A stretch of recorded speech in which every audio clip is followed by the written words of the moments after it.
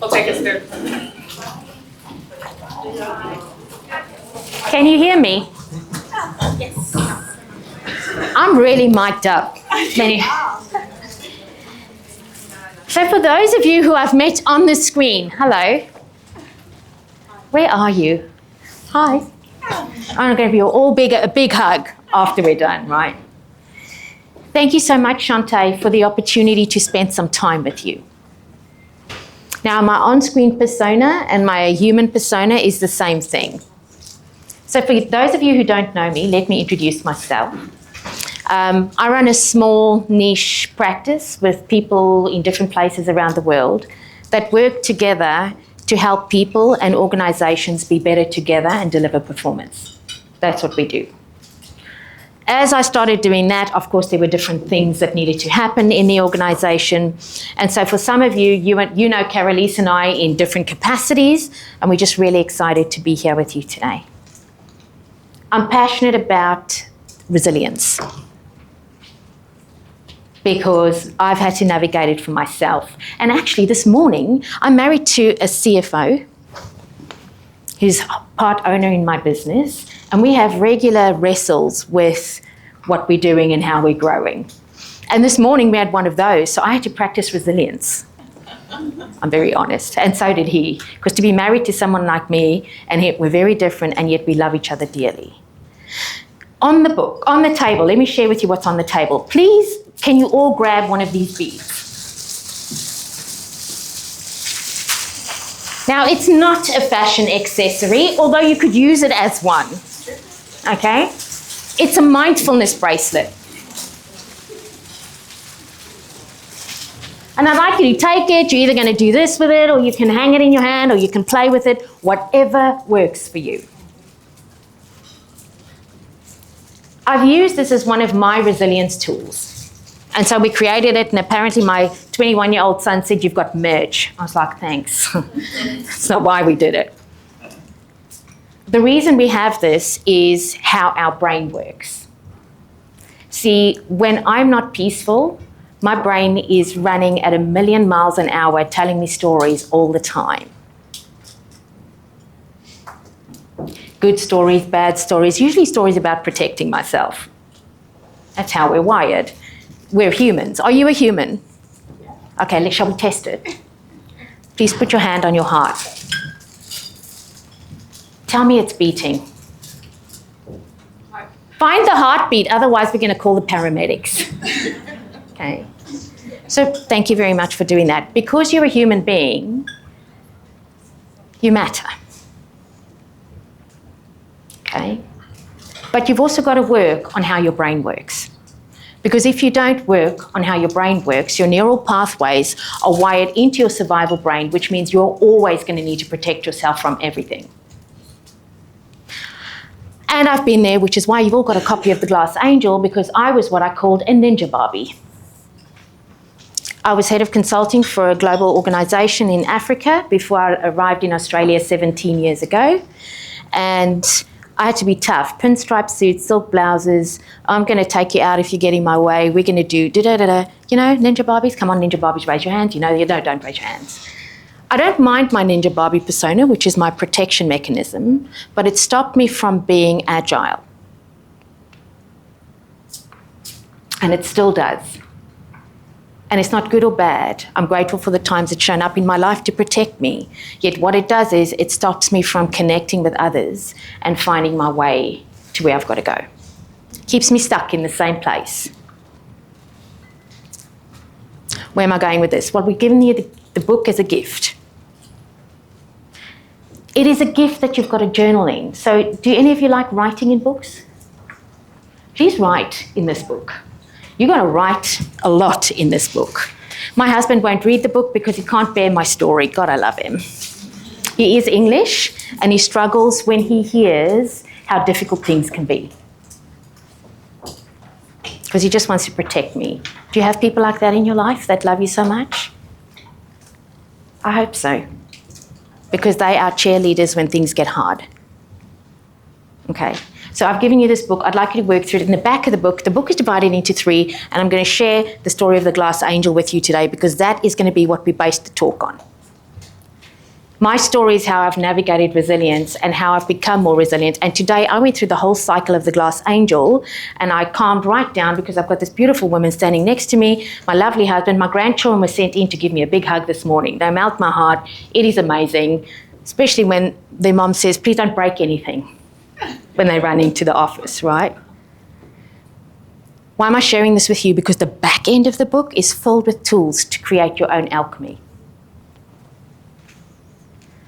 Are you ready to go on the journey with me this morning? So you've got your bracelet, you've got your book. I'd like you to use your notepad because you're going to make a few notes and then you're going to fold them and then you're going to send them to the front. Maybe Gloria can help me collect them, okay? It'll be like in the church, you know, when the collection basket comes out. So. My dad was a minister. I've got to hold my jokes for another day. What do I want to do with you today? The first thing is I want to help give you the tools to acknowledge and process change. Do you know that change happens all the time? Who went through the transformational change program with me a month or two ago? Okay. I'm not taking you through ADCAR today, ladies and gentlemen. We're not doing ADCAR. But in order to move through anything that I need to do that's different from what I did yesterday, I've got to acknowledge. And I'm going to teach you how to do that because that's the hardest thing to do. Then I'm going to give you some tools to go through a cycle of moving through resilience, practicing it. It is a skill set, like Shantae said. In actual fact, Deloitte and Gallup and so many others have done a big survey globally around the top leadership skills that's required for senior leaders and leaders in organizations. And resilience, developing resilience skills was one of the top 4. Why? People aren't born resilient. We're born to survive in our world, but survival is not agility. Did you know that? Have you ever tried to reprimand your child and they hold onto the door because they don't want to go anywhere and they're screaming their heads off? My grandchildren do that now, okay? When I am in survival, I'm rigid. When I am in flow and acceptance, I'm agile. To move from rigid to agile takes a skill step. I'm going to teach you that today. I want to encourage you to see what's going on in your mind and to be brave enough to feel the feels and then to shift.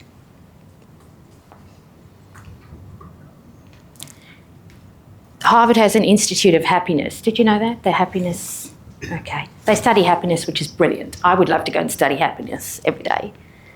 And one of the things they found in the studies around happiness is that the way you view your world, 90% is based on your perspective, 10% is based on your environment. How's that for a boom? When I heard that, I fought it. Who would like to fight that stat? My husband bought me a happiness book. Do you think he's brave? That was many years ago.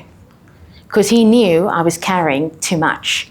And I'm going to teach you today about what we carry and what we need to let go of, so that we can experience joy and all the other emotions. And then finally, I want you to craft the future you step into. Did you know that we can do that?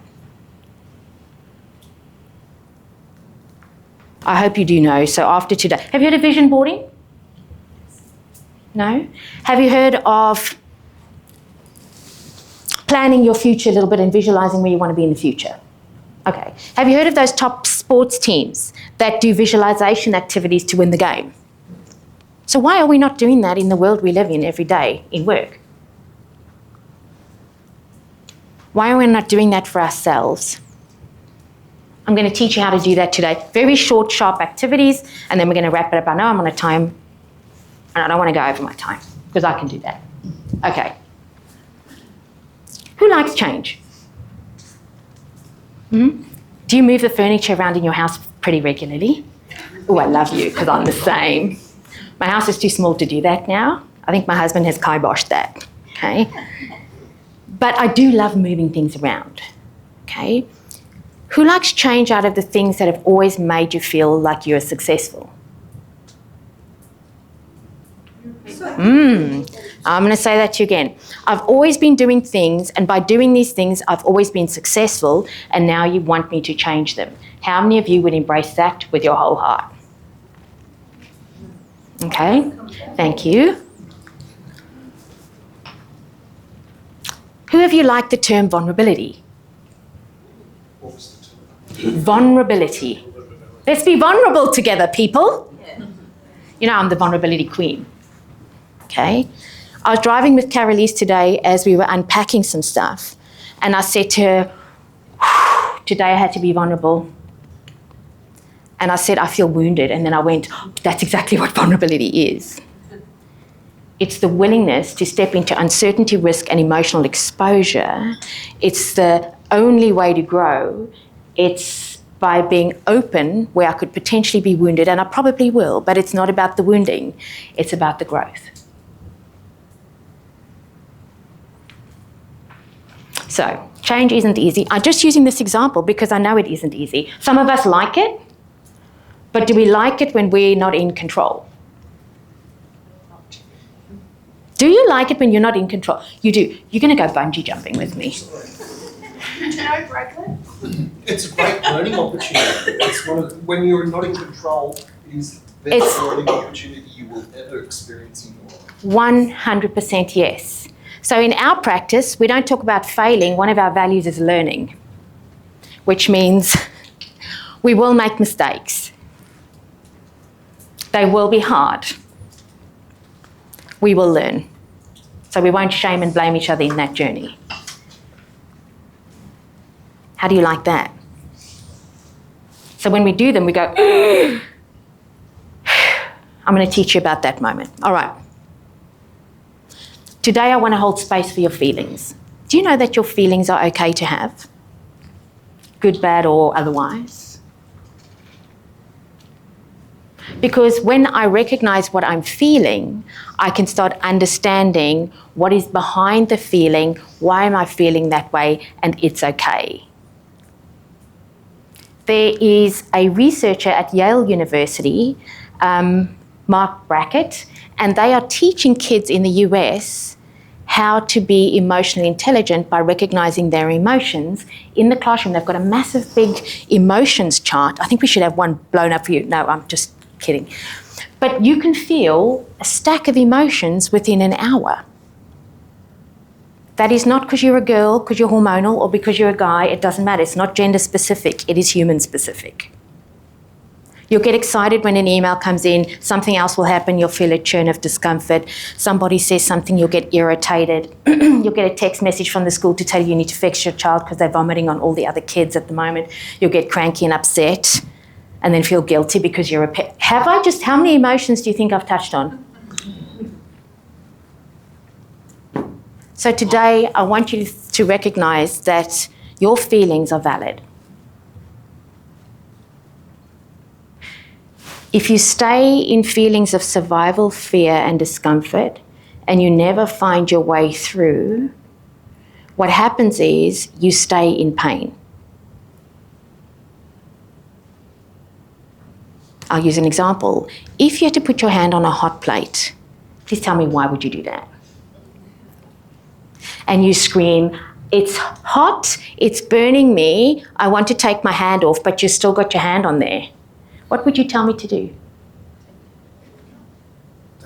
Take my hand off, right? And I'll say, but I like screaming that it hurts, Alex. That's what happens when we get stuck in fear. Today I'm going to give you the courage to shift through your emotions and recognize it's not good, it's not bad, it just is. But shifting is what we recommend you do so that you're better, so that we're better together. Does that sound all right? So all our emotions are valid. You all have a piece of paper in front of you. So I'm not discounting that over the last week, many of you have gone through many emotions, right? And we're going to talk about grief today, because grief is part of growth.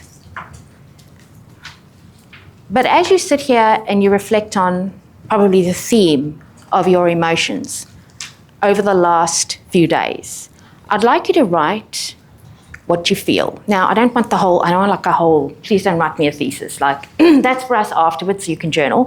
I kind of want a theme, like how do you feel? And then you're going to take that little piece of paper and you're going to fold it into a square. And then you're going to pass it along to the front. Don't put your name on it, I don't need your name.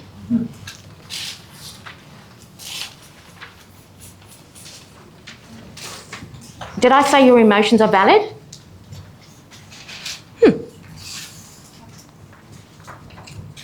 This morning I felt sadness and a bit of frustration, mainly sadness. Okay, so if somebody at your table can just collect some of the folded sheets, that would be wonderful. And then pass them to me. I'd like them. Yeah. Okay, you can write a little phrase. Thank you. Thanks, Kelly. Oh, thank you very much.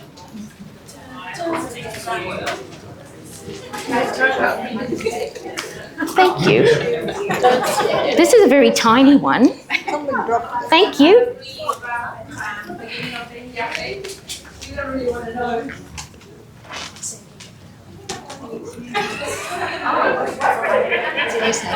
Thank you.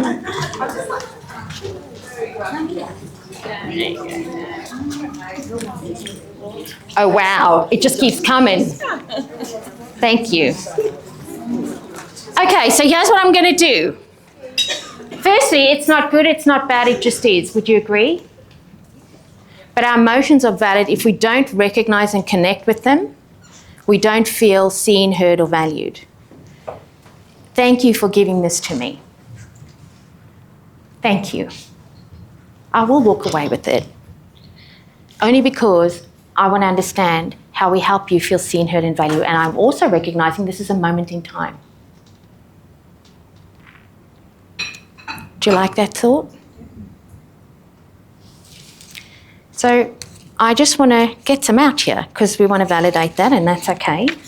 I do have to put my glasses on. I'm blind. Ooh, hopefulness.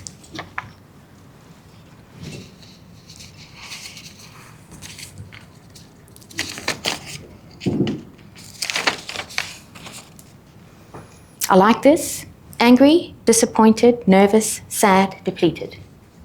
It's okay. Thank you for sharing that. Thank you. I think I felt those this morning. Hopeful. We're not going to go through all of them, by the way. I feel excited and challenged all by the change. One more? Yep.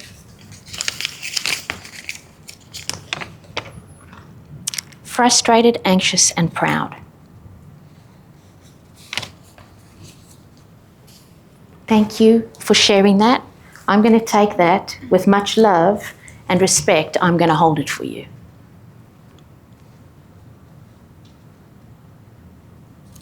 Just remember, how you feel is okay. It is how you feel. You've got to accept it. Then I'm going to give you the tools to walk through it.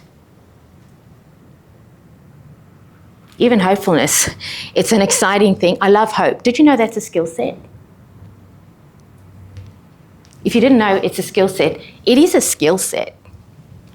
I got told by an executive leader that I was working with at News Corp, because I was one of their performance coaches for 3 years. And she said to me, hope is a dream. I said to her, if it is a dream, I wouldn't be here today. Because hope carried me through some of the toughest times in my life.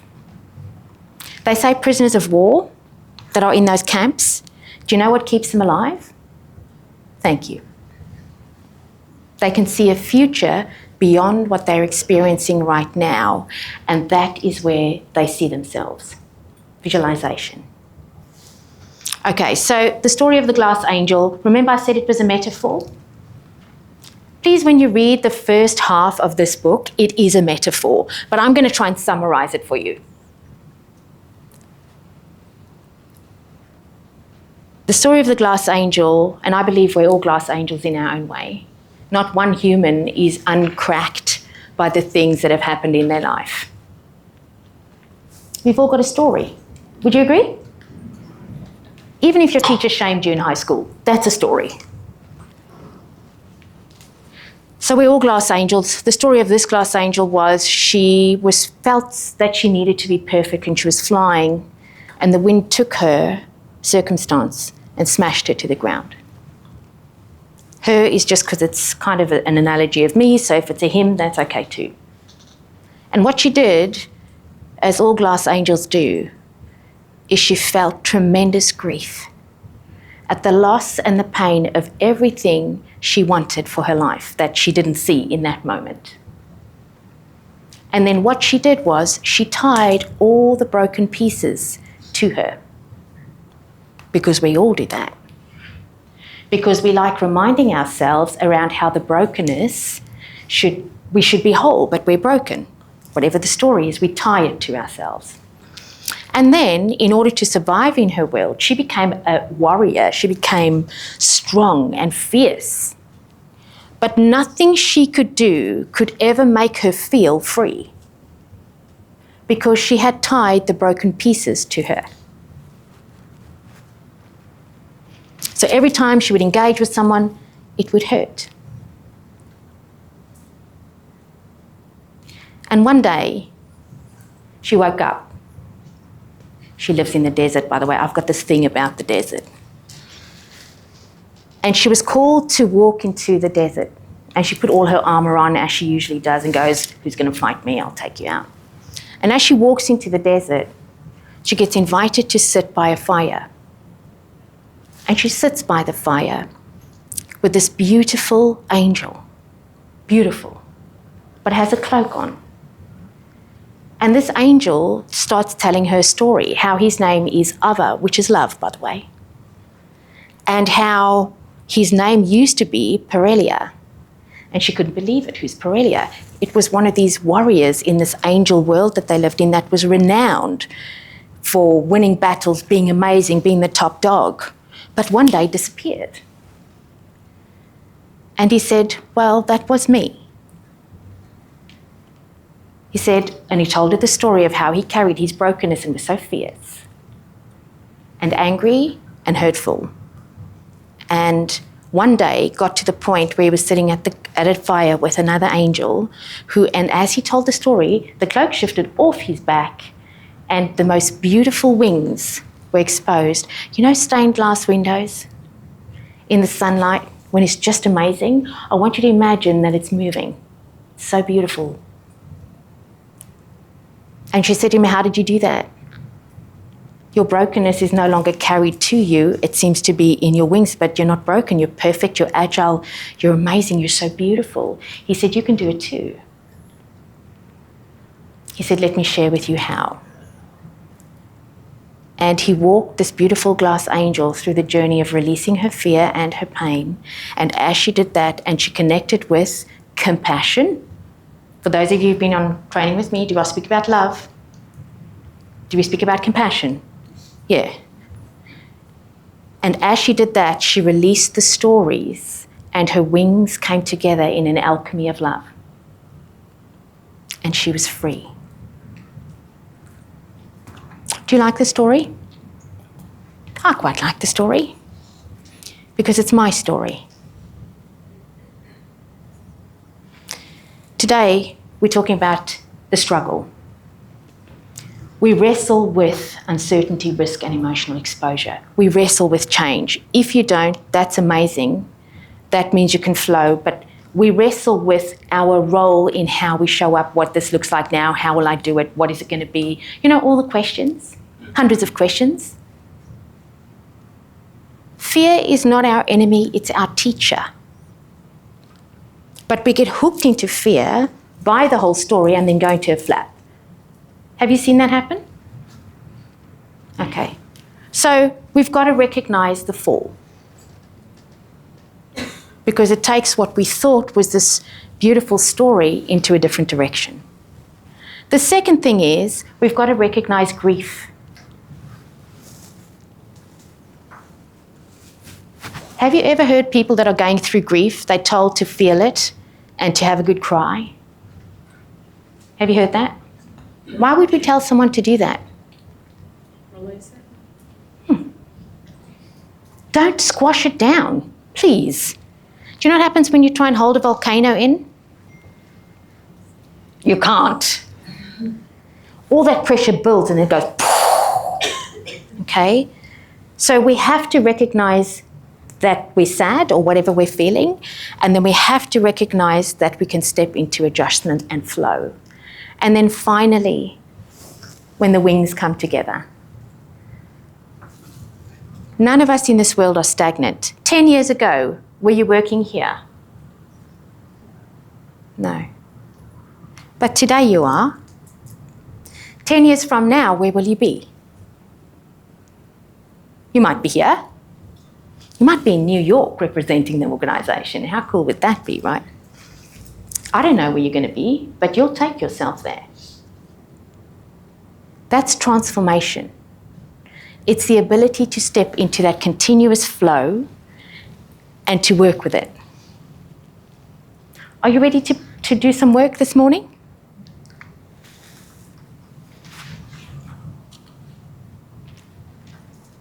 Before I tell you that, I'm going to tell you 2 stories of business challenges I've had. Are you ready? Remember, this is a no judgment zone. So please, if your eyebrow goes up, I'm just going to pretend it's not going up. Okay? Because that belongs to you and I'm going to be brave. I came to Australia 17 years ago from South Africa with my little girl, she was 11, and my son of 3. Alone. I'd met my now husband in Canada the year before at a global executive team meeting. We'd fallen in love, and I was a single parent, and I was coming to Australia. On my own visa, Ninja Barbie. No man's going to take care of me. I still struggle with that. I get here, my stuff is on the way to Australia. I come over as a global operations and learning manager. I'm used to being consulting. Now I'm in the organisation versus consulting too. It's slightly different, but I'm giving it a good go. I'm not even here 3 months and the global economic crisis hits. Okay? And it's a family-led organisation. It's not funded by anyone. So you know what happens, right? Yeah. I get called into the owner's office and they say, look, we're battening down the hatches. She did say, you're one of the bloody limbs that we need to sever. I said, you what? I'm a bloody limb you're going to sever. And she didn't have all that much EQ, but that's okay. I was African. She's lucky I didn't lean across the table and attack her. I was staying very peaceful.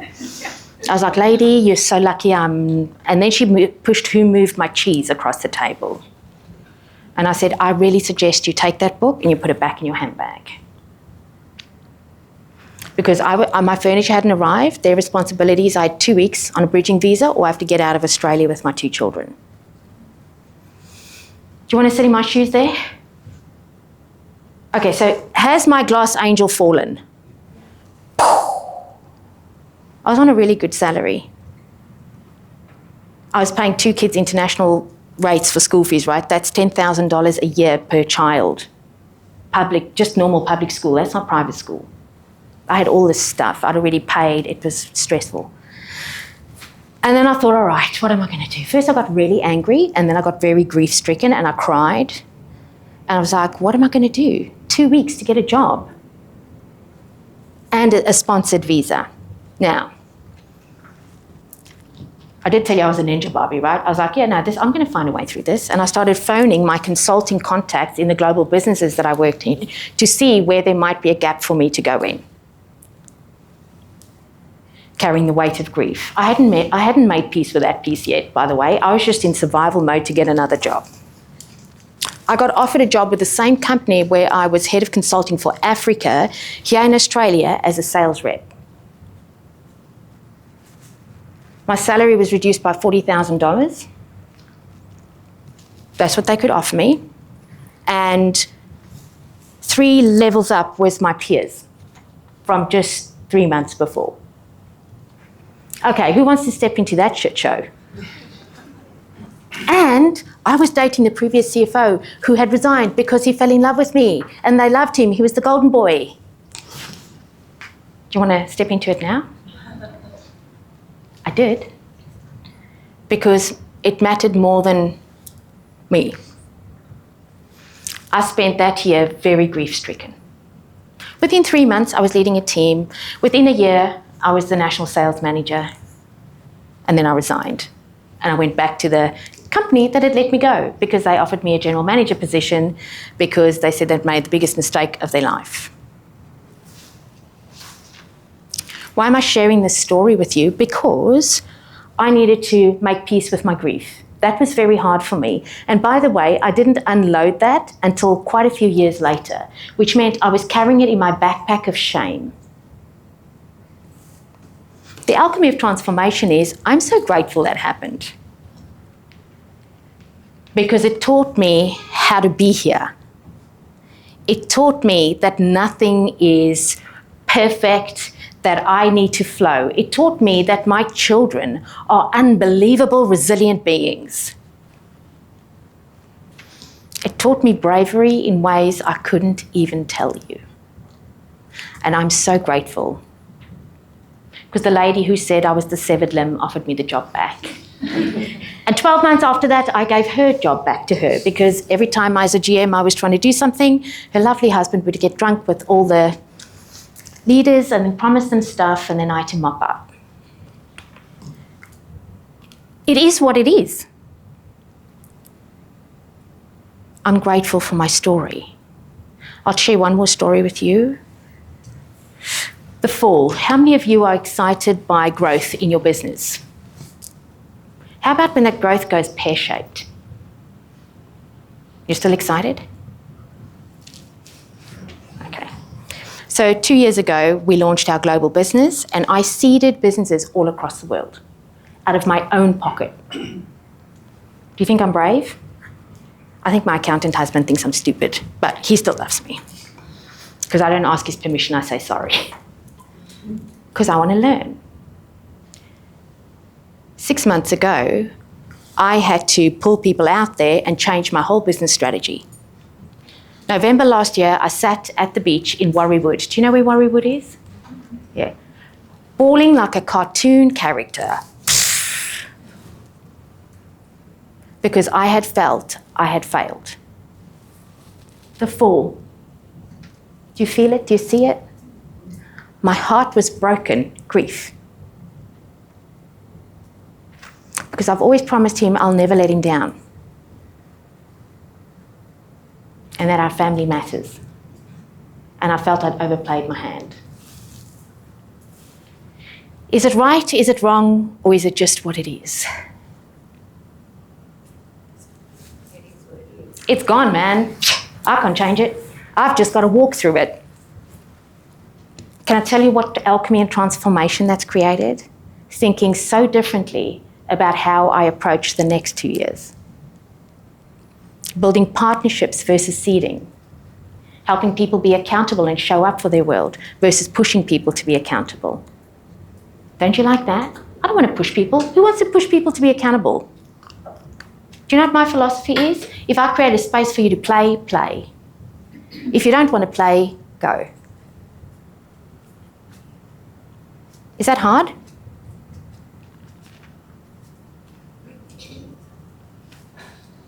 Do I think it's easy to be in transformation? No. Do I think it's worth it? Yes. It's like changing my furniture chain. I like seeing growth because I'm not a tree. Did you know that analogy? You know, you can change things. You're not a tree. You can take your hand off the hot plate. You're not stuck there. What makes you beautiful as a human being is your ability to transform your world into something better. It takes courage. Courage cannot happen without being vulnerable. You ready to do some work with me now? Do you like my story of the glass angel so far? Even if you didn't, I have presented it. It now belongs to you. Okay. I'd like you to quickly think of something. I've shared my two I can share many stories, but I've shared two stories with you. Think of a time in your life when something difficult led to unexpected growth. How did you step into that growth? Just think of it quickly. Think of a story.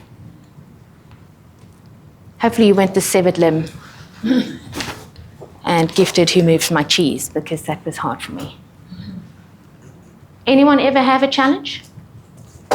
Okay, what I'm going to ask you to do is to briefly share it with a friend. Can you find a friend? Yes, definitely. Okay, I'm going to give you 2 minutes, 3 minutes, 5 minutes. Share briefly the unexpected thing that happened and how you moved forward. The unexpected difficult thing that led to unpredictable growth for you.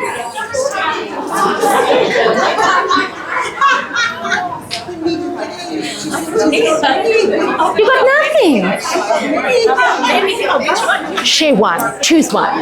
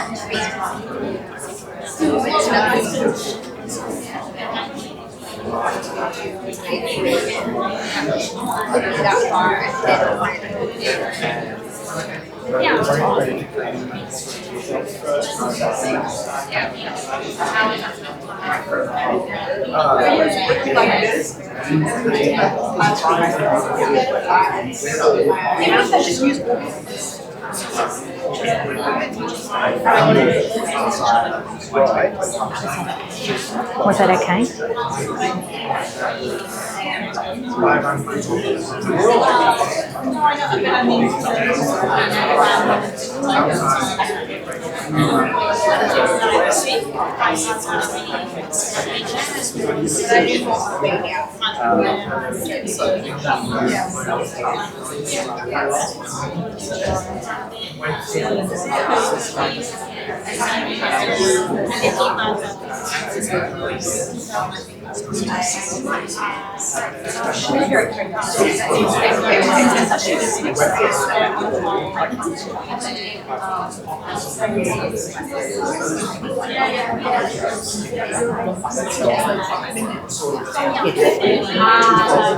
All right. I'd like you to land your stories if you can and come back to me.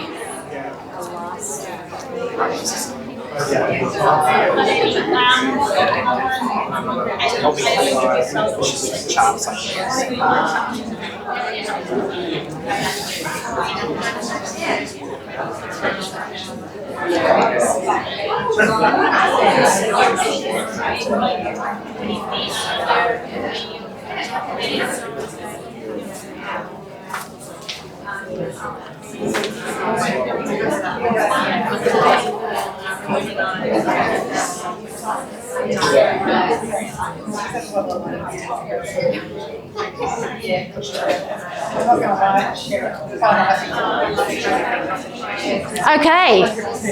Have you had a nice chat? Okay. I'd like you to imagine, as you've traveled through life, you've got this backpack. You've got this backpack. And every story, it's like the glass angel, right? Everything that has been unexpected, that has hurt you and been shameful, you've kind of put a stone, you've put it in the backpack. And eventually you're like, oh, I can do this. And then I'm going to show you how strong I am because I'm dragging this backpack of stones and stories around with me. That's so painful. But I won't take anything out of the backpack.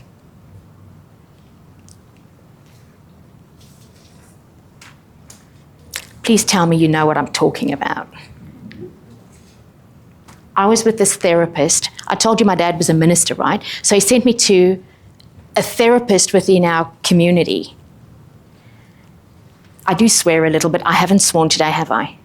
Thank the Lord, all right? Because he told me I'm a too nice a girl and I've got to get the emotion out. And then I became a pirate. You should hear me when I do sales training. It's blah. Your ears will go on fire. Anyway, and he said to me, you're carrying all these stories around with this heaviness. You should put it down. I said, dude, get away from me. What the hell are you talking about? I don't know what you're talking. Get away from me. I didn't know what he meant, but I'm going to break it down for you like this.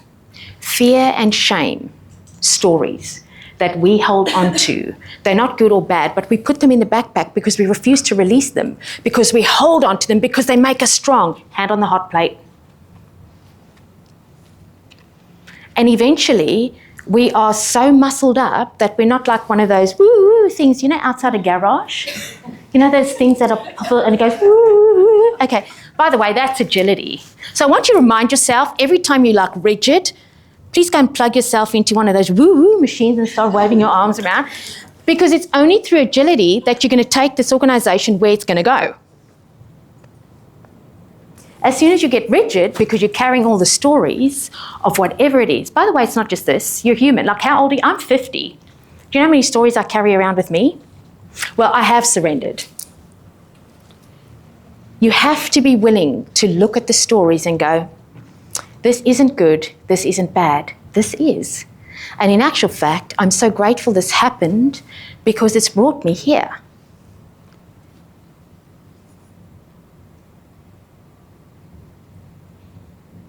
There's a gift.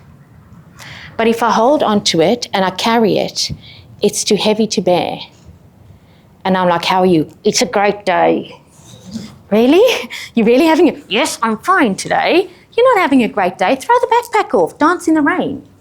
Natasha Bedingfield has got the most amazing song, and it says, feel the rain on your skin. No one else can feel it for you. Only you can let it in. Have you heard her song? Okay. One of my favourite songs about letting go. By the way, do not play the let it go song for me, because that doesn't work. Okay? That doesn't work. After today, there's an activity I need you to do. I need you to go and look in your backpack. Please don't get sucked into the backpack. Go and camp in the backpack. Never stick your head out of the backpack. I call that a Humpty Dumpty moment. And then Shantae will phone me and say, what have you just done? Come and fix what you threw off the wall. Okay, I've had a CEO do that once. Because someone dove into their shame so deeply that we had to pull them back out. Now, I am a acceptance commitment therapy coach. We can work with you on that. I'm not a therapist. But what I'm sharing with you are the tools to be free in your own mind, to be the best contributor here and in your life. So please take the stones out of your shame bag. It's amazing to be free.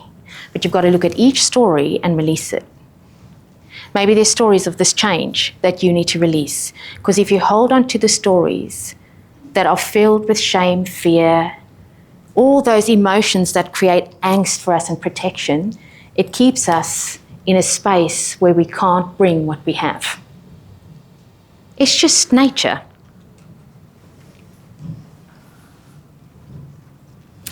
Who likes surrendering? Did you ever play cowboys and Indians? That's a very bad thing. I mean, I had brothers. I'm one of 4 kids. I'm the only girl. I used to beat them with my handbag.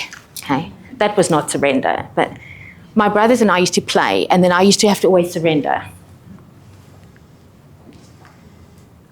When I use the word surrender or acceptance, leaders often say to me, and people go, why would I do that? That's apathetic. I'm going to fight it. Come on, are there any fighters in this room? I see you. Yep. Okay. How about I'm going to navigate it? I'm going to navigate it fiercely. When the wind is blowing in my face, okay, I'm a dog. I'm not really a dog, but imagine. And I stick my head out the window and the wind is blowing in my jaws. And I'm going, okay? Sometimes it's quite strong. I can't bring my face back in the car. Come on. You must have seen dogs that have stick their heads out. Okay. Can I stop that wind from blowing? Yes, by pulling my head in the window. Can I stop it from raining? No. Can I stop whatever's happening politically in the world at the moment?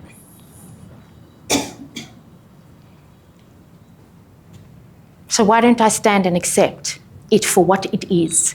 So that my beautiful brain, by the way, this is neuroscience, can go into a place of wisdom, not into a place of protection. When I'm in a place of wisdom, I can see you, I can hear you, and we can be together. When I'm in a place of protection, I fight. By the way, I do like a good Barney, okay? But I call that Barney filled with love, respect, accountability, boundaries. That's the Barney I like, because that means I can show up with being me. Do you like that Barney? Okay. The other Barney is I blame you, I shame you, I make you feel like a piece of shit, I control you, I've got power over you, and I don't feel good. Because actually, when I do that, you can't function. Did you know that? Okay. If I do have that, I've got to accept it for what it is. I've had a school therapist. I had a school principal who used to yell and scream at me, and my brain wouldn't work. We called him Mr. Friend. That was his surname, Friend. Alf was his name, Alf Friend. A friend. It was. I'm not even going to go there, right? And my school therapist said to me, imagine he arrives with Spider-Man underpants, that's all he's got on, and he's a little boy teaching you every day, doing the best he can with what he has. Are you going to be scared of him then? I said, yes, that's easier said than done. But let me reframe this for you. Acceptance is accepting that people are doing the best they can with what they have. Boundaries is saying this is okay, this is not okay. Acceptance means I'm going to accept it for what it is and choose to be wise and the best parts of me, because that's my choice. Isn't that amazing? Easier said than done, hey? Because if you've fought like me your whole life to prove that you're good enough, for you to put that good enough fight down and to recognize you already are good enough, what's happening at the moment is just a wrestle of acceptance. And when I accept, I'm free. You've heard the truth will set you free thing. Okay. I like using that as an analogy. The truth of what? It just is. That's the truth. So what I'm going to get you to do after today, I'll send a little worksheet to Gloria. She can send it out to you. Does that sound okay? For you to recognize the things that you can accept. They aren't good or bad. They just are. When I go into that deep space of acceptance, do you know what happens to my brain? The neurofrontal cortex lights up, my wise brain suddenly takes over, and I can see. I'm plugging into that thing outside the BP garage that's moving.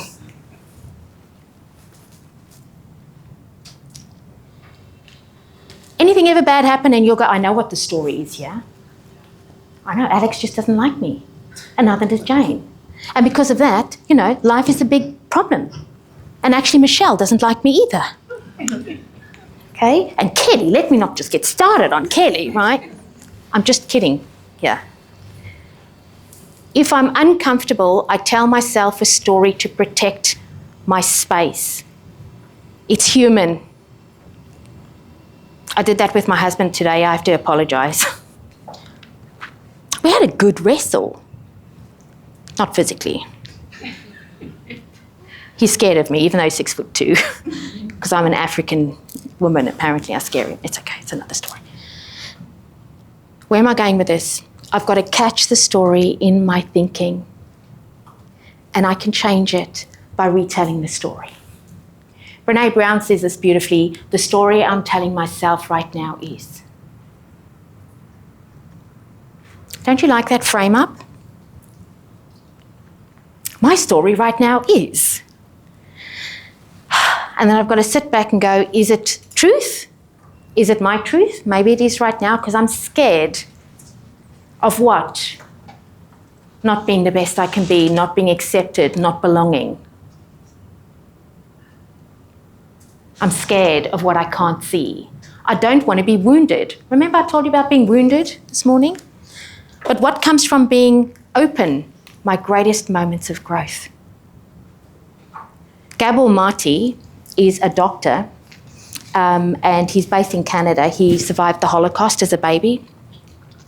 And he's got a short clip on TikTok which talks about vulnerability. He talks about a crustacean animal has to break out of that skin they're in to grow. Have you seen that?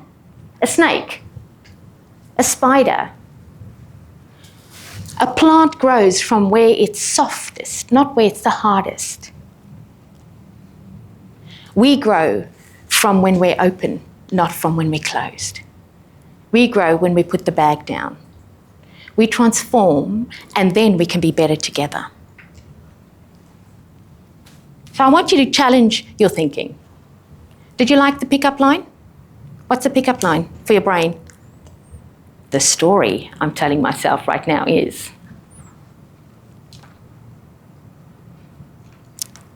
It helps you recognize that it's only your story.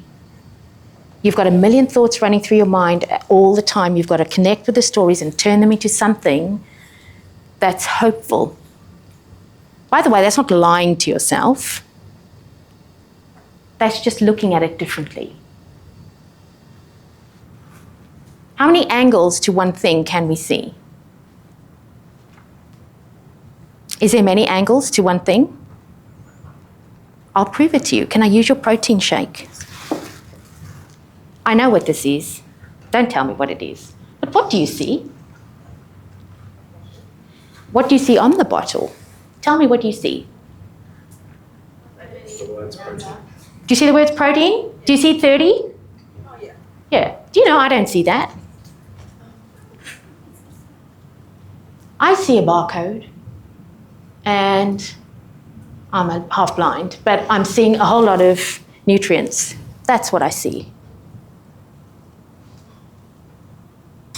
So if I cannot look at the story from different angles, I will always only think that it says protein and 30. That was my mic drop moment, yeah. Thank you for letting me use that, okay.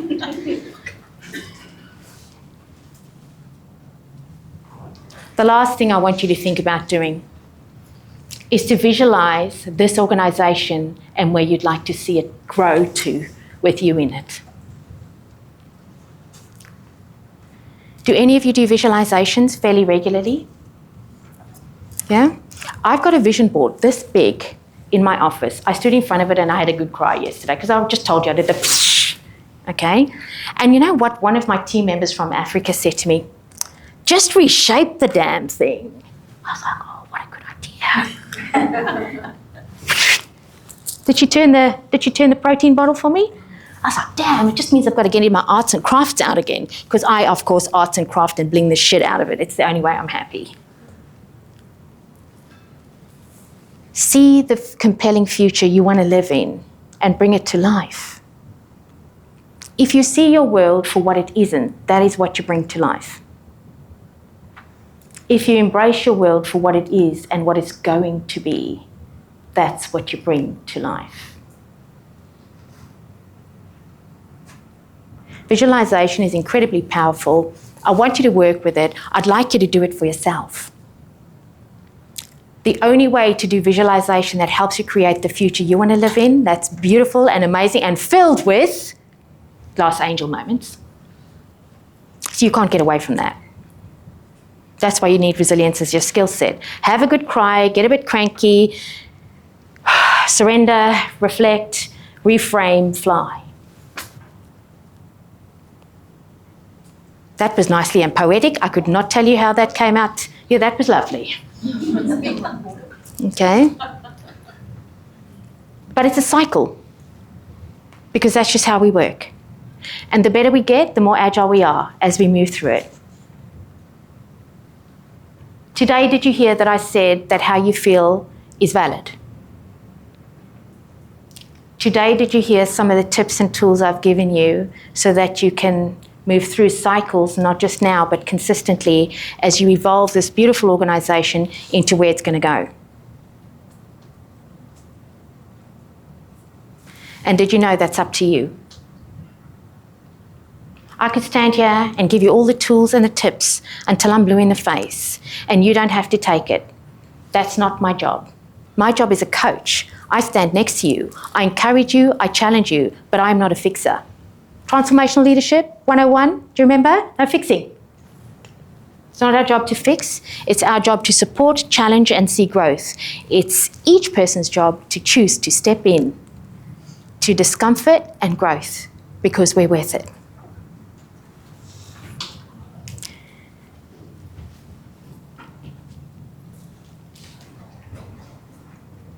I think I kind of want to leave you with this, and then I'm going to tell you what other gift I've got up my sleeve for you. You are the difference. Nobody else is. You're the difference. I think at times we're all glass angels. We can be fragile, we're human, right? Did we do the heartbeat activity? Your brain is what makes you amazing, you're human. We're capable of reflecting light in the most beautiful ways when we embrace our cracks as part of our story. And I really want to leave you with that today, because that's what makes us spectacular. That's what crafts the story of an organisation. DMK's founder, he's 82, right? How many stories can he tell us? A shitload. Do you think he's done glass angel moments? How many times? Thank you. Again and again. And does he keep showing up? Yes. He's showing up again. Does that not make him spectacular? So I'd like to leave that with you today. So you've all got a copy of the book. I know that one of the sales teams, what is your lovely name? I see you, Michael, no. Eddie, my Lord, help me. Eddie, you and your team have got Grow Me. Yeah. Okay, I hope you've started. Yeah, okay, you having fun? Yes.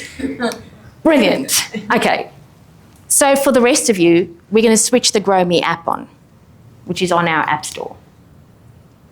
I'm not going to force you to do it. I don't care. I do care, but I don't care. It's up to you. It's your responsibility. If you want to work on your growth so that you can be better, use it. And we'll also switch mindfulness on so you can do some mindfulness work. Specifically, put it on, listen to me talking about watching the leaves go down the river, okay, as you release some of the things you need to accept. Thank you so much for allowing me to share with you today. I hope you're walking away with enough. It's beautiful to see you, and for the other leaders, I'll see you soon. Thank you.